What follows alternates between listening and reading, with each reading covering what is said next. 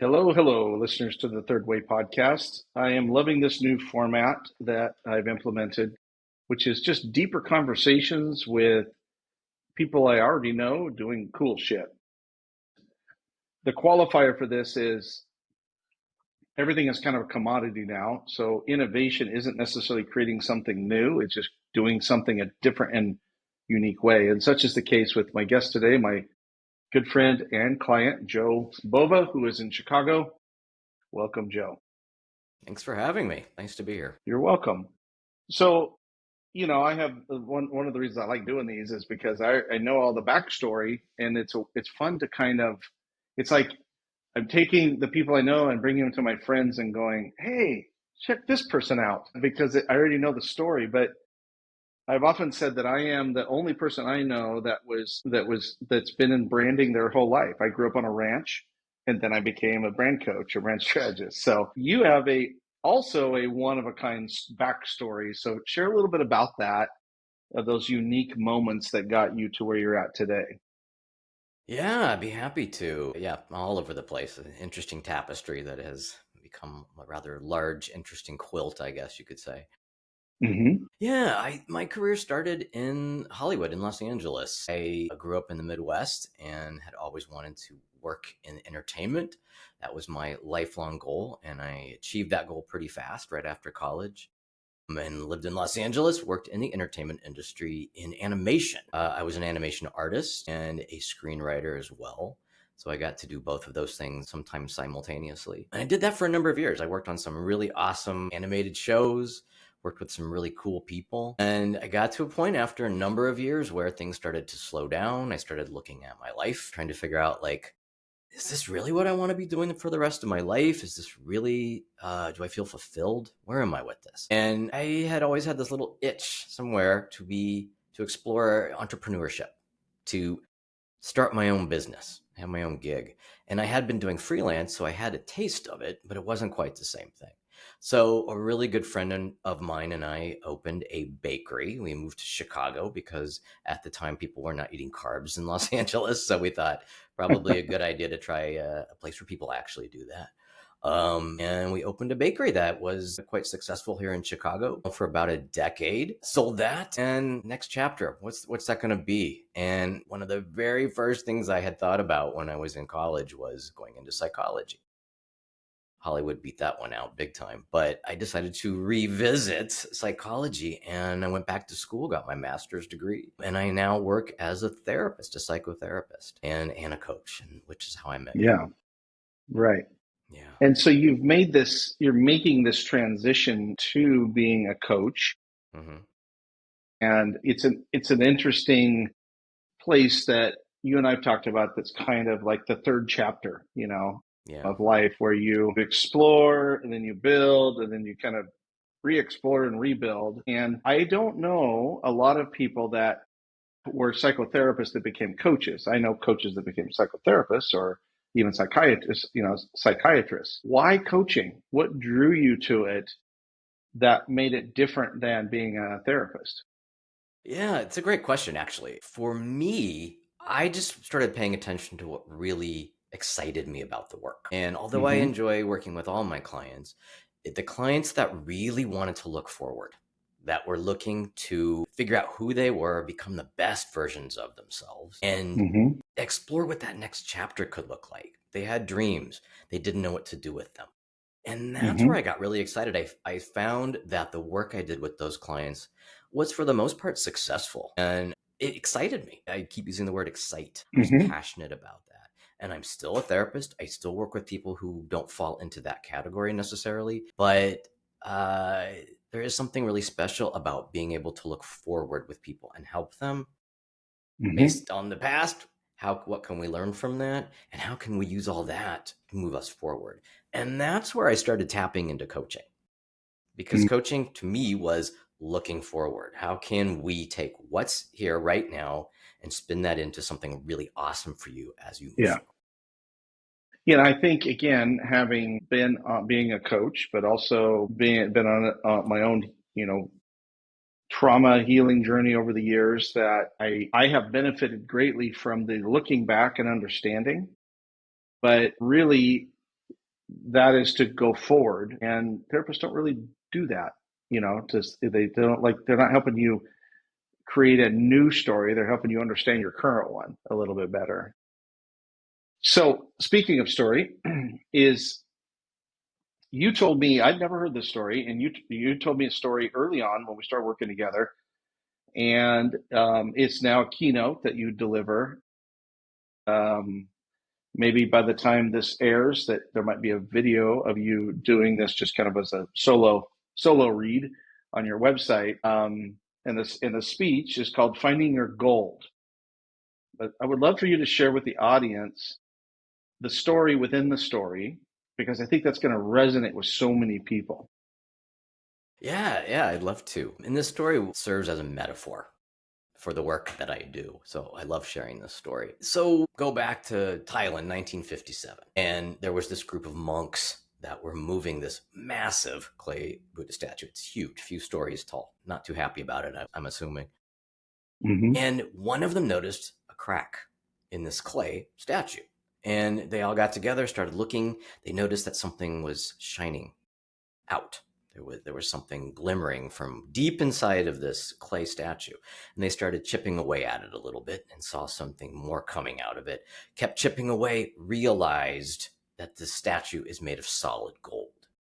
Not plated, not gilded, solid gold. And the backstory on this was that thousands of years ago, Tibetan monks had to cover this solid gold statue in clay because the Burmese army was coming to raid the place, and they didn't want to lose this treasure. This was something that was very, very valuable to them. And sounds like a great idea, very smart, but unfortunately, all of the monks were killed by the Mm-hmm. Burmese army, and the treasure stayed hidden for centuries. I guess Mm-hmm. the Burmese army didn't think the clay statue was worth very much, so they left it there. And then we fast forward to 1957, where they discovered this. And now we have this wonderful thing to see now in the present day. But I use it as a metaphor because, like that Buddha statue, that solid gold Buddha statue, we are born gold. We may not think so, but we are. Go to any nursery and any hospital. Look at behind the glass at all these newborn babies, and I dare you to point out one that isn't beautiful, one that isn't Mm-hmm. tall enough, or smart enough, or Mm-hmm. successful enough. And that's how we're born. We're born golden. And over the course of time, much like what the monks had to do to that statue, we slap clay over the gold. And a lot of this is just from living. This is things that we hear from parents, from teachers, from religious leaders, from media, social media.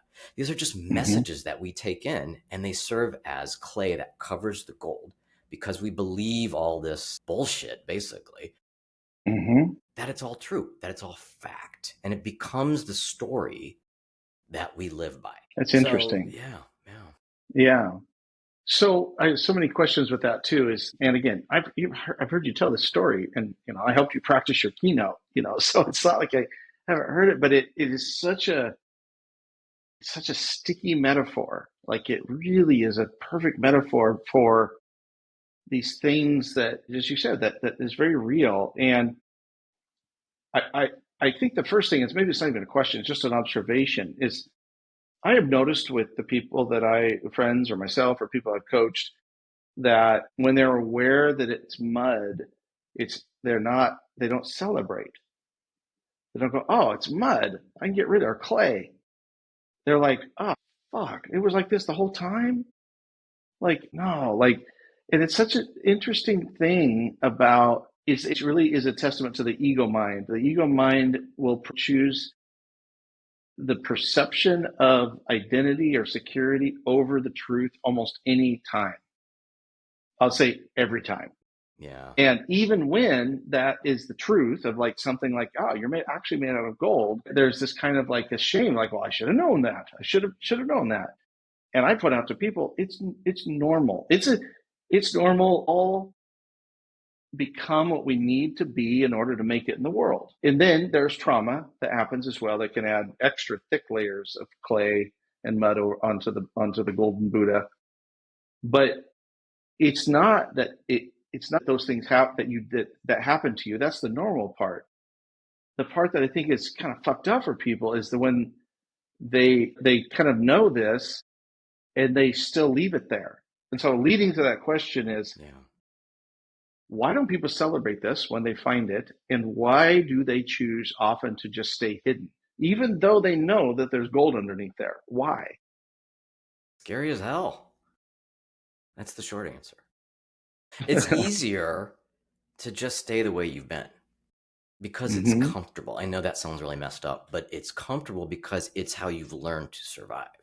That's how you've moved through the world for so long Mm-hmm. that it becomes comfortable. I always call this comfortable in the uncomfortable because on paper, personally, we'd be like, well, who the hell would ever do that? Why would anybody Mm-hmm. want to live that uncomfortably? But in our minds, we have become used to it. Mm-hmm. And quite often we feel that we deserve whatever it is that we've been telling ourselves. And Yeah. so it's uncomfortable. I see this with clients in both coaching and therapy all the time. They would Mm-hmm. rather stay the way they are and have me wave a magic wand and just make it all better than have to go through the process of Mm-hmm. learning to actually like themselves, accept themselves, love themselves, whatever we're talking about. It's just too scary. Yeah. I think too, what I've seen is, well, actually, I think this is why people that are from traditionally marginalized groups just like do inner work better Hmm. than people that are not from traditionally marginalized groups. It's because you build your life around who you think you are. And, it's so much attached to it. Like, well, this is the kind of partner I am, or this is the kind of career I have, or that I live in this house. Most people don't sit with this question, which I think may be the most uncomfortable question of all, is who am I without any of this, especially American culture. And I think that's why people that come from the LGBTQ community, or they come from, they're people of color, especially women of color, where you're constantly being erased or dehumanized, and either systemically or directly. And so you got to know who you are, or it will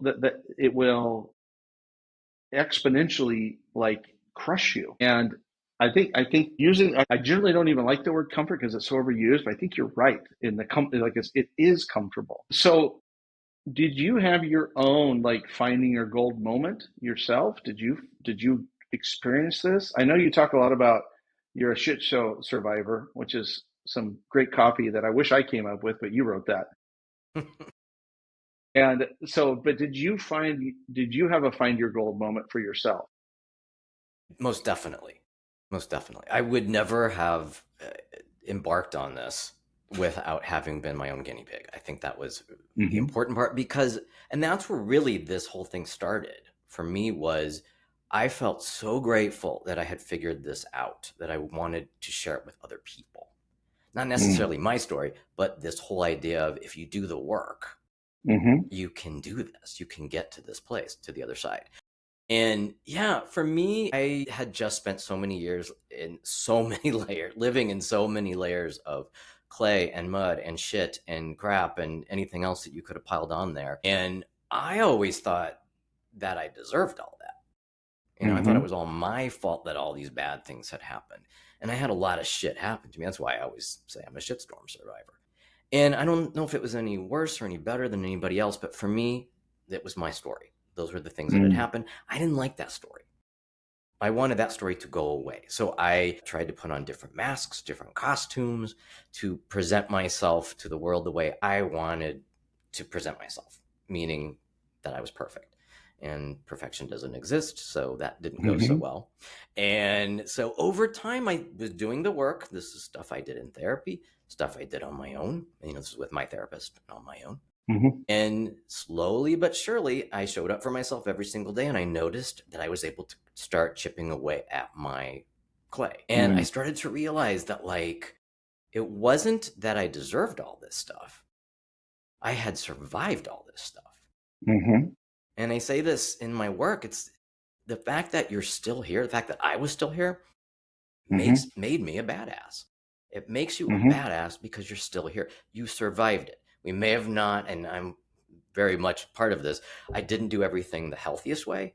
I didn't always pick the best ways to work through things, but I got through there, and that built resilience, and that allowed me to realize who I really was this Yeah. much stronger person than I had ever given myself credit for being.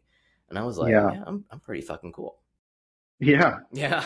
Yeah. It makes me kind of emotional. I remember that, for myself, and I'm very public about my story growing up in a very violent home and in a Christian fundamentalist cult and, all that. And so I won't rehash, but I was like racked with insecurity for years. And some people are familiar with attachment style. Mine was like, I wasn't anxious attachment. I was aggressive anxious attachment. So I thought I was being vulnerable, but what I was doing is I was seeing in if I could be so brazenly vulnerable, what I called emotion now I call emotional nudity, that so I could get a reaction from you to see if you would be able to accept that I'm covered in mud, not that to see my gold.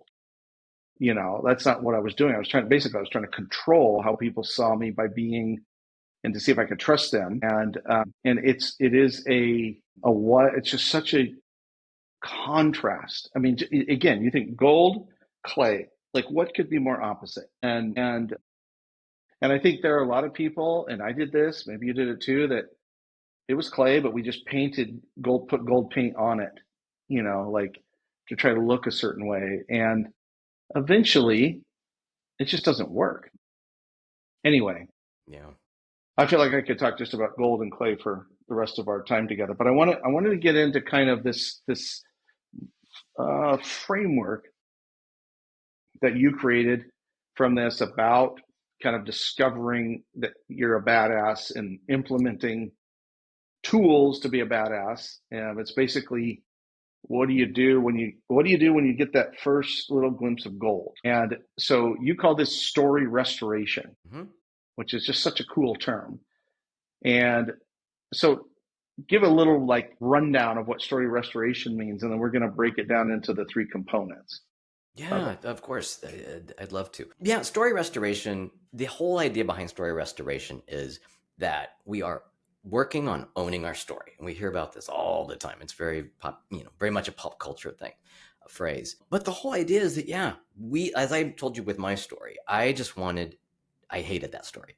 I didn't want Mm-hmm. that to be my story. So I created fake stories or facades, I guess, like you said, painted the Mm-hmm. gold over the clay. And with story restoration, what we're doing is we're chipping away at the clay. We are looking at all the flaws. What we think are, I always joke, you say hot mess, I say gold. Because the reality is all of that stuff makes us who we are. All of those Mm-hmm. things that we thought were flaws and imperfections actually are important parts of who we are because they are learning opportunities. They are opportunities for growth. They are stepping stones that get us from one moment in our lives to the next, one chapter to the next. And when we're able to restore our story, meaning we own our story rather than trying to avoid the story or pretend it isn't who we are, we can then move into the next level, which is owning our power. We can be empowered to make bold steps to move forward in our lives, move into our next chapters. So the concept of story restoration then is, and this is kind of almost like a spiritual question, is you're challenging basically the concept of predestination or fate that I think a lot of people that are covered in clay feel. And there's the famous, one of my favorite Carl Jung quotes of all time, until you make the unconscious conscious, it will govern you and you will call it fate.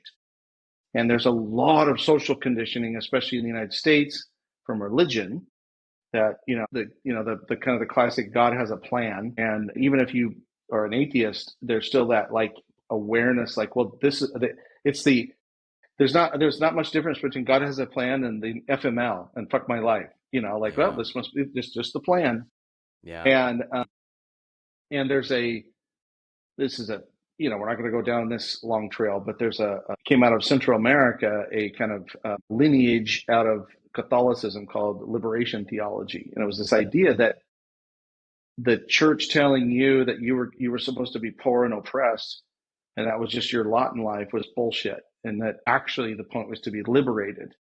And I find in a very it's obviously a secular way that story restoration is kind of that. Like it's a liberate, it's personal liberation theology. Mm-hmm. Because what you're saying, and again, correct me if I'm wrong, is you're a screenwriter and a producer and a director, or Mm-hmm. all three, and you can write your own story. It is a blank canvas, and is that correct? Are you challenging the Yes. idea of like predetermined fate? Yeah, no, exactly. I think you're spot on with that. The idea isn't that you're just handed the screenplay and that's that. Just act. Mm-hmm. Don't think, just act. Mm. That's Mm. not true. That's not what it is. And so many of us feel that that is the case, that we don't have any control over any of this, that we have no choice in the matter. And the idea behind story restoration is, yeah, you are the actor, but you are also the screenwriter, you are the director, you are the producer. Mm-hmm. What we do in the first level of story restoration, which I call owning your shit, is we Mm-hmm. learn about our story. We do learn how to accept all the flaws, all the blemishes, all the cringy stuff, because what we're essentially doing is rewriting. We're taking that script and we're revising it. Mm. Okay, that's an interesting. I didn't think about that before. Is it's not like a blank notebook. It's like here. It's like this happens in Hollywood all the time, where a script gets passed around for years, and then finally somebody sits down and rewrites it. I think that's cool. So let's get into the steps then. So owning your shit. What are some biases? So somebody's like, yeah, I want to do this. I know there's gold in there. Or I believe I see a little glimpse. I want to do story restoration. I know you do this when you coach people, but we're gonna give them a little taste. Is and the first step is own your shit. So what are some ways that people kind of get in their own way with that? Like what are the things like I'll give you an example and you tell me if this is it. Like for me, I remember when I first went to therapy in 2011, and it was about my childhood and some of the current at that time like current behaviors that it started to manifest as that I did not like. And the therapist says, well, the things that happened to you as a child didn't happen because of who you are. They happened because of who they are. And so this first element of own your shit, ironically, is to say, oh, I've been living like a victim. And there's a difference between being a survivor and being a victim, or victimhood, I guess you could say. Yeah. So as an example of that, so when somebody you're sitting with them and you're working through this phase of owning your shit, what are some of the things that are just hardest for them to own? Or like they want to argue with you and say, no, no, no, no, no, no. That's not mine. That happened Mm, to me, or that's just the way I am, or you know, yeah. that's part of my identity. What are some of those things? Yeah, well, what happens to so many of us, and it sounds like you were a part of this. This happened to me as well. Was the victimhood comes from a place of we hear all these messages, whether again it's from parents or it's from teachers or it's from social media, it's from religious leaders or friends or parents of friends or whatever. All the different inputs we have as we're growing up, we take a lot of that as fact. That just becomes especially if we hear it enough. Sometimes we only need to hear it once, and that's enough. That's all we ever need to hear it. We hear it from other people, other sources, I should say. But then it starts to echo in our head. There's like a bit of an echo chamber in there. So let's say, I'm Mm-hmm. going to kind of keep this simple, but let's say somebody just says something to the effect of, you're not very smart or you're stupid. Clients that have told me they literally were told this when they were younger. And maybe once or twice they didn't believe it, but the more they heard it, the more that they kept it up in their head. And then their own inner critic, started to recite this to them over and over and over again. And it got louder and louder and louder. And this was what they operated from. So Mm-hmm. it's really challenging. I notice this so often when I work with people, is just they will fight you on it because, Mm-hmm. and I did this too. I know I did this with my Uh-huh. therapist early on. I wouldn't say I fought it. I just didn't understand it as being anything other than that, whatever Yeah. those messages were. And Yeah. that we can become what we might want to call a victim, or we just give up. Mm. And I was Yeah. very, very much a part of this when I was probably at some of the darkest periods for myself. Was I believed all that. It was Mm. just a fact. And it was just how it was. When Hmm. I was able to do some of this work and start challenging it, and it doesn't happen overnight, it takes time. Right. I was able to start seeing it from a different perspective. And this isn't just reframing. This isn't me just standing in front of a mirror, Right. telling Yes. myself you're awesome and I love you. Yeah. It Right. made me Yeah. cringe. It still makes me cringe. But if I do it, it's natural now. It's not something that I'm doing because I feel like but I had to go through all of that and really challenge that stuff. Understanding, like what you were saying, and what your therapist helped you to understand is this wasn't your fault. If somebody Hmm. says to you, you are stupid or you are not smart, that is their crap. That has nothing to Hmm. do with you. They are projecting their Right. shit on you. And a lot of times this comes from their past, their childhood, their experiences. So, yeah. So, when we were able to realize that, that's why I was telling you with my story, it wasn't that I was this victim. When I had that realization, my aha moment was, I'm a survivor, man. I got through all of this shit and I'm still here. What a fucking Hmm. badass, you know? Yes. Right. Yeah. Yes. And I had so much Yeah. It compassion is. for that, all those younger Yeah. versions of Right. myself. That's one of the gifts I Yeah. got from. Yeah. And yeah. And I'm still here, and Yeah. I love that. And it seems to me, again, I'm kind of theorizing here, and you can say, dude, no, that's not what I mean. So is that you have like owning your shit to me is I see this with millennials, Gen Zers in particular, is many of them have been cursed with certitude. They did follow the rules. They were able to do the thing that kind of looks like a movie. They're doing the good. They got good grades and they went to good university and got a good job and got a good partner and live in a good neighborhood and had some good kids. And but they still don't believe in the gold, even though they did the good. Yeah. And that's kind of the curse of, and so owning your shit to me in that case is like, you got to say you're not happy. That's part of it. It's like, no, I'm not happy. And it's especially with millennials and Gen Zers, like it's one of the worst things you can do is like publicly be unhappy. It's kind of be Yeah. Instagram shiny. Mm-hmm. And I'm not putting it all on millennials and Gen Zers, but it's just the social pressure to be happy. It's like, I think that's where fine came from. I'm fine. Yeah. Yeah. Heaven forbid Yeah. I'm having a shitty day. That's why I always, at 54, when somebody says, how you doing? I tell them the truth. Like, Mm-hmm. I'm having a shitty day, or I did whatever. And so that's one. I think another thing is that a lot of people, again, I'm speaking primarily to the American audience, is a lot of people have a background, either the echo of or the direct exposure to high control religions. And then there's high identity attachment, especially around the social labels that you have attached to yourself. And I remember this a beautiful friend, she's passed away about 8 years ago. Shamika Scott was her name, and she was, a social label. She was black. She was a lesbian. She was a national champion basketball player from Baylor.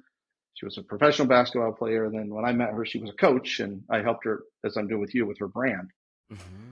And so she would challenge people that would say that Shamika's gay or lesbian or she's black, or she goes, no, those are part of who I am. But the work that she had done, her version of owning her shit is I am so much more than the labels that I've attached myself to or I've allowed to attach myself to be attached to me. So in this concept of owning your shit, how do you work with people to kind of see that those are just labels that are kind of stuck on the side of the clay? Not Yeah. that they aren't part of who you are. It's not that they're not true, but they're not all of who you are, whatever your social labels are. I mean, I look like a guy that wears a red hat, and I'm not. How do you help? How do you help a client? How do you help clients through that process of part of that of like kind of like examining your social labels and understanding they're not your full identity? Yeah, I mean, I feel like with that, a lot of times they are like with your friend. Those were parts of who she was. They were labels, but Hmm. they were parts of who she was. Yeah, But they're these are both. also Yeah. society's labels too, right? Yes. Right. Which is a part of what that childhood and Hmm. even adulthood, even even two weeks ago, maybe some of the clients I work with were experiencing things where we feel very much like we have to fit into certain boxes. And Hmm. if people are labeling us a certain way, we want to fit in. That's a big human. We want to belong, but we Hmm. often will end up trying to fit in instead, which is a little Hmm. different. Fitting in is more about me being what you want me to be, and belonging is you accepting me for who I am, as I am. And what I do with a lot of my clients is we will work on trying to figure out, well, who is that? Hmm. And sometimes that is that gold, and sometimes that is something that they're discovering after they've realized that there's the gold. Hmm. And I always call this like kind of spreading your wings. Is like, who are you really? And is that something that falls into these labels, or is this something that we even need to identify right now to other people? Is this something, Yeah. as long as you're able to identify who that is, or to start understanding who that is, because a lot of times this takes longer than a session or two to You're figure right. this out. I've had clients as a therapist that I've worked with for years, and it's been a slow process, but it's so exciting to watch when they finally get to that point. And sometimes they'll make some pretty big life decisions based on. Yeah. I mean, I say this with branding all of the time, is that, marketing is a terrible way to try to solve an identity crisis because the market will either ignore you or tell you who you are. And that's not good. Neither of those are good. And I think similarly, having society tell you who you are is also a terrible strategy for an identity crisis. Yeah. And so that kind of segues into step two of the story restoration is own your power. And this is one where that's, it's people may get a little bit cynical, like own your power. It's like, okay, and this concept of being a badass. But I love that you're like, okay, you are powerful and you are a badass. You may not like those, maybe uncomfortable with that, or may think it's, that's why I love that your design of your website is like action hero or like graphic novel. It's cool. So when you talk about owning your power, the question I have here is what are people most surprised to find out in this step? Do you see a pattern of their like of surprise, like, oh, they didn't even know that when it came to like power. Yeah, I think a big thing that I notice a lot is that people are realizing within this level that they can identify their values and Mm-hmm. that they can really do the deep work to ask themselves, am I showing up every single day Mm. within my values? Am I living my values? And Mm. that's a lot of what the power we're talking about is. I think of it as like kind of Mm. our superpower. I always thought of it for myself with my journey was that once I was able to see myself as this survivor, this badass, whatever, I felt very empowered. It just allowed me to wake up differently every single day. And when you don't wake up hating yourself or beating yourself up or thinking that giving up on yourself every day, it's very empowering. Is one of the reasons that I called it owning your power. But yeah, I Mm-hmm. think a big part of it is being able to show up for yourself every single day and living your values and being able to figure out, now that I have this information, now that I have discovered my gold or rediscovered my gold, Mm-hmm. and I'm not living carrying that very heavy clay around every single day, what do I do with this? What do I Mm-hmm. want? What is, and this is where I talked about a little earlier, is that I have so many people that have all these dreams and they don't know what to do with them. They think they're just dreams, they're bullshit, they're never going to happen. And I'm like, that's bullshit. We Mm-hmm. can make these things happen, but that's Mm-hmm. where what we start to work on in the own your power stage. Yeah. And I think too that if you look at again, I have a strong like lens of Jungian psychology here and Thomas More and the core self, and that there's an original you, and then there's like the clay, using yours like the clay covered you, and that's where the source of anxiety comes from. And not necessarily nervous system anxiety, that's different, but like existential anxiety. And so part of it is to me, when I hear that about owning your power, is that your core self, your true self, is actually unbreakable. And that there's that great movie based off of a true story that Angelina Jolie produced about the World War II, the conscious objector that went on to, yeah, and that was an Yeah, amazing story. yeah, um, I think this is again avoiding discomfort will perpetuate the idea that you don't really have any power, and then it mm, will attract you to high control people. in relationships, at work, who you vote for, is because you Mm-hmm. don't really realize that you're the shit. Like you are a badass. Um, Yeah. so I think that that step of like I have to believe that it's actually gold, and believe therefore then that there's power there, or there's some sort of like functional. And one of the things, because there's a kind of a little overlap of your work and mine, is that you go way deeper than me. But as you know from working with me, that I always start on the inside. Mm-hmm. Branding starts on the inside, and really branding is just how other people experience what you believe, and also they sort of believe the stuff you believe about yourself that isn't true, and then therefore you get things like imposter syndrome and blah blah blah. Yeah. As another podcast episode. So my is when you realize that there's this one thing, like I'm certain of this, that every single human has at least one thing they can do better than anyone else. And to me, that's powerful too. Imagine that I can do this one thing. And the funny thing is, it's probably nothing at all of like what you thought your skills were. And this is why I always make the discernment between skills and talent or gifts. You can learn skills, but natural gifts, things you can do better than anybody else, those are the things that contribute to society. You want to feel like a badass, contribute to society. Yeah. Any other, before we move into the third and final one of this step, any other insights on owning your power? Yeah, it's because it's the middle phase. It links us. I think it's something that when we understand that we're no longer carrying that weight around, that clay I mentioned a couple minutes ago. We Mm-hmm. are viewing our lives through a different lens, and that includes our past. And now we're looking ahead at the future, which is Mm-hmm. the next level.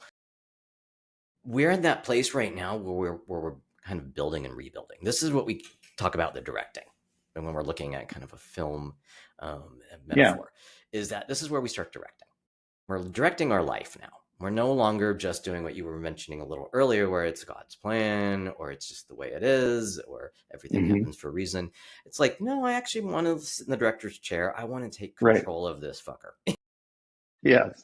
And that's where a lot of that power we're talking about comes from. And it's not like having power over people. It's not like Right. a horrible, Not the that kind evil of power. director Right. we've seen in movies sometimes, where they're just horrible to work with and all that. These are directors that bring everybody together, bring the story together, and they want to move it forward. They want to see things moving in a certain direction. And that's something that when I mention, like, when people have like a dream, for example, something they've always really wanted to do, but it seemed silly to them in the past. This is where we start talking about that. Like, maybe this is a goal. Maybe this is something that we can start working on, finding the steps that can get you closer and closer to that goal.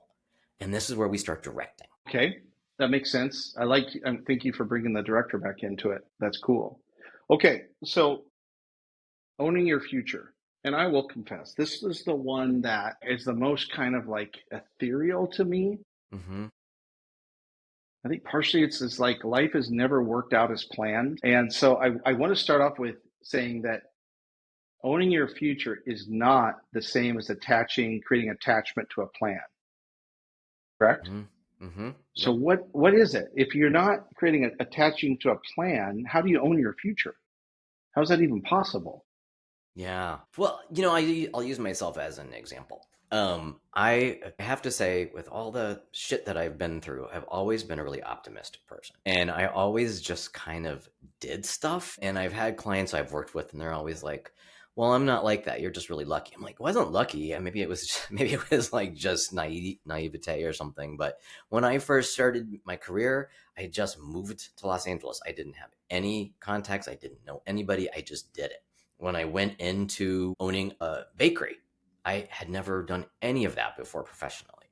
I had no entrepreneurial experience and business experience, I guess. And I had baked as a hobby, but I had no idea what I was doing. And I just did it. Therapy, Mm, I had to go back to school and do that. But a lot of it is based on my life experience too. sure, sure. So, but when we're talking about owning your future, it's more of like an attitude about I will figure everything out. I will land on my feet. Mm, And that's been something that I've learned over and over and over again is no matter how tough it is, I wouldn't wish half this stuff on myself or anybody else, but I always figured it out. And Mm-hmm. that had created a certain amount of resilience in me and hope. Mm-hmm.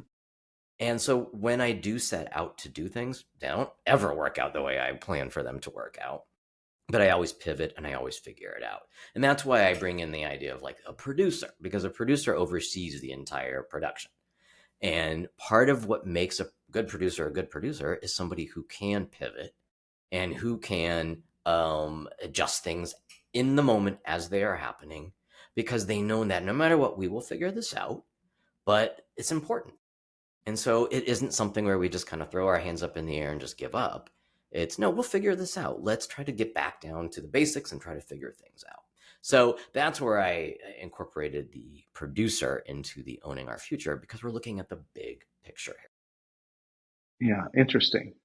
And I think this is probably especially important where, at least I think, is understanding the difference between wisdom and genius, too, is that owning your future does not require you to be a genius. In fact, none of this does.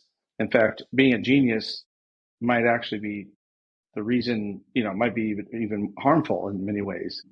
But wisdom, in a sense of like inner knowing and trusting your inner voice. And to me, this is I don't know another word for it, but it's a spiritual side of being a human of, well, it's not that everything happens for a reason. I don't like that term, especially when it's said to people that have had really severe tragedy. It's like, what a shitty thing to say to somebody, or, Yeah. you know, um, however, on the other side of that is I don't think it's everything happens for a reason, but I do think it's I'm here for a reason.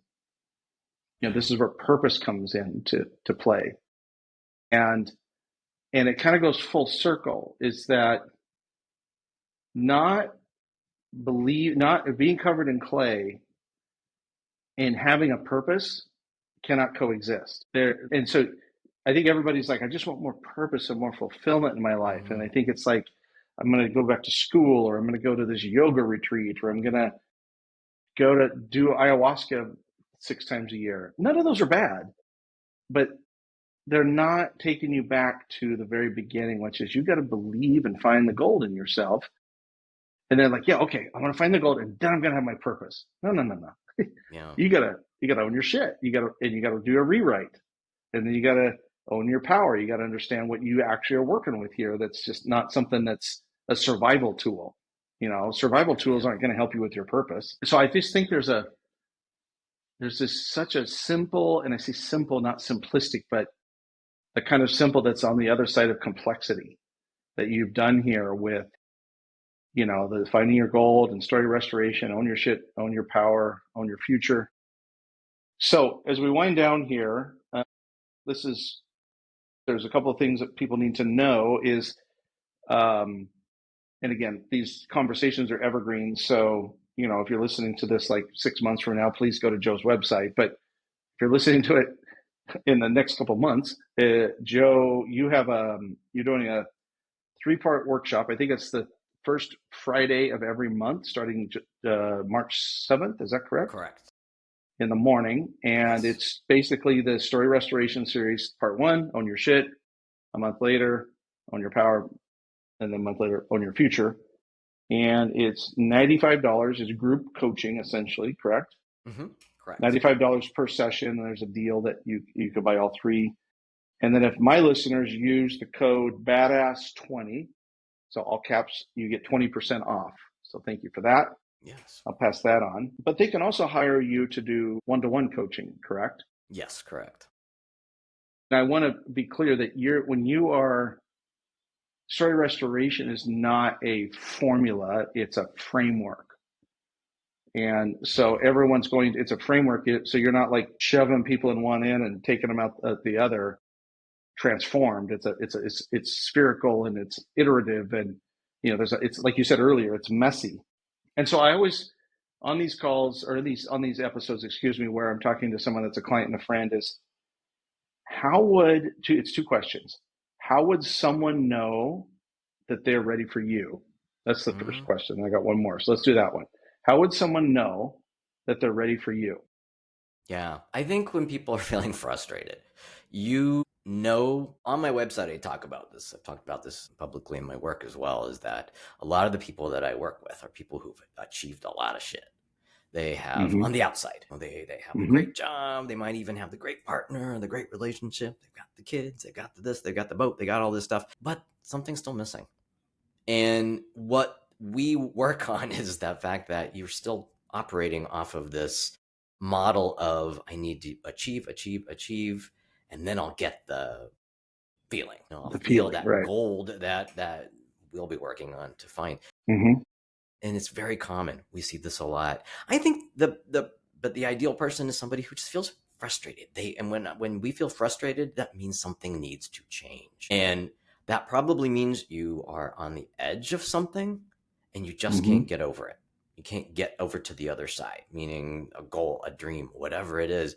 And I'm here to help you figure out what your clay. We want to uncover that gold underneath all these layers of clay. We want to identify what the clay is, get to the gold, figure out Hmm. what is keeping you stuck, why are you feeling frustrated, and how can we get you moving forward. And we're Yeah. going to take you through those three levels to get you there. Okay. And then from one entrepreneur to another, who do you not want to work with?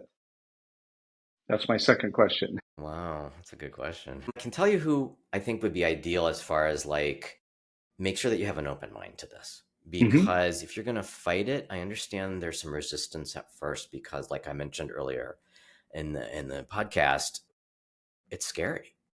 Hmm. And I understand that and I'm very empathic about that. Hmm. And I'll help you through that. But I don't want it, I'm not going to be the best if somebody's just not ready yet.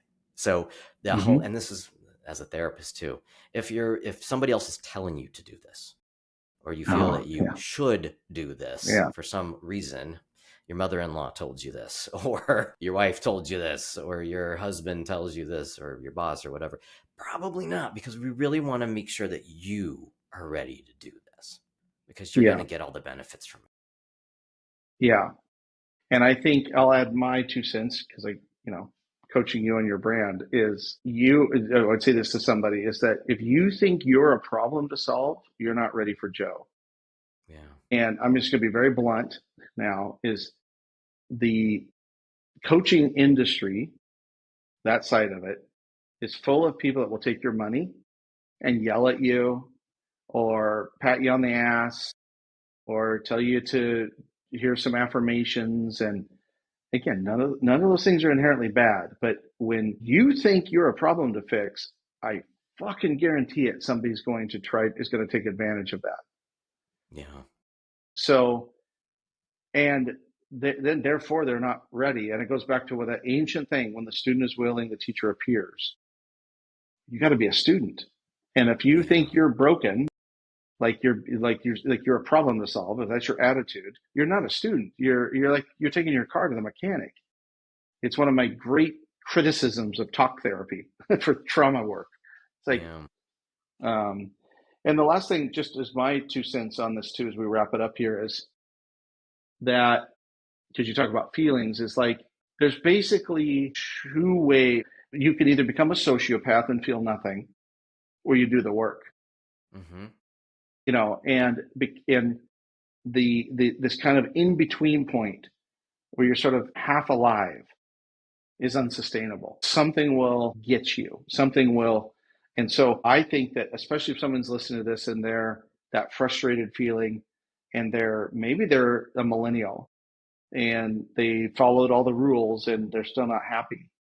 That's a great starting point. I think also like the retired person or the empty nester, it's like, wait a minute, who am I now? Yeah. I think people that are in the midst of an identity crisis do need you. It's just a matter of whether or not they think that having an identity crisis is a problem to solve or an invitation to change. Yeah. Those are the two different things. So Yeah. I will put your website in the show notes. I'll put a link to the Find Your Gold video and to the workshops. This is super fun. I coach you every week now for a year plus, and I learned things about you. I learned about this process. So I'm really glad I did this. Thank you for your vulnerability and courage to show up and let me have this conversation with you. Yeah, my pleasure. Thank you so much for having me on here. It's been fun. Awesome.